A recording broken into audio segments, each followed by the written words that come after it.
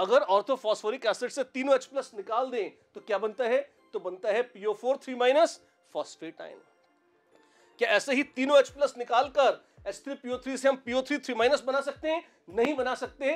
PO3 3- exist ही नहीं करता। क्यों? यह हाइड्रोजन अब नॉन एसिडिक हाइड्रोजन है। जो तीसरी है वो है नॉन एसिडिक हाइड्रोजन और इसका रिमूवल संभव नहीं होता है। अच्छा, तो HPO3 2- में एसिडिक हाइड्रोजन है ही नहीं, है ही नहीं। तो क्या इसको हाइड्रोजन फॉस्फाइड या मोनो हाइड्रोजन फॉस्फाइड लिखेंगे? नहीं, इसको सिर्फ फॉस्फाइड लिखेंगे। फॉस्फोरस एसिड से बना फॉस्फाइड आइट लग गया। इसको मोनो हाइड्रोजन या हाइड्रोजन नहीं लिखेंगे। क्यों? क्योंकि ये एसिडिक हाइड्रोजन है ही नहीं। ये आपको याद रखना पड़ेगा, अलग से स्ट्रक्चर देख के फील नहीं आएगी आपको। इसी की बजाय अगर H3PO4 में से 2 H+ निकाल दिए, HPO4 2- एसिडिक हाइड्रोजन तीसरी भी है, मोनो हाइड्रोजन फॉस्फेट आयन बोलते हैं इसे।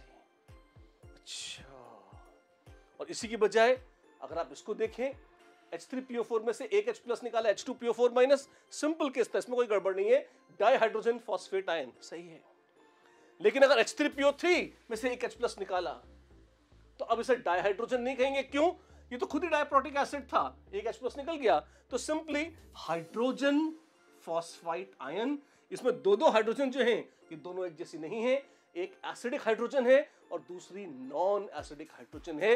तो H2PO3- का नाम होगा हाइड्रोजन फॉस्फाइट आयन, न कि डाइहाइड्रोजन फॉस्फाइट आयन।